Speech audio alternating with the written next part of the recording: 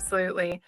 And, I want to take a moment here to read a quote from your website that I pulled and wrote down because I think it ties in really well here. And on your page, you said, trying to conceive for 2+ years leaves women with as high or even higher levels of anxiety and depression as having cancer.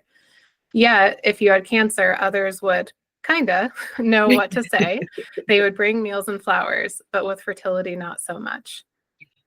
And I think that quote really encapsulates what you're talking about here is this whole journey can ultimately be very traumatic and grief-ridden, and people don't even see it happening.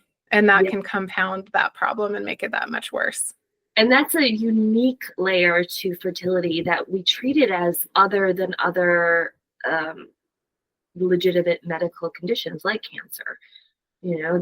There's these layers. When I started listening to your podcast, there were a couple of episodes that jumped out because they were talking about unhealthy relationships and abusive kind of telltale signs and things like that. And I was like, oh my goodness, not doctors as individuals, not nurses as individuals, not acupuncturists as individuals, but as a culture.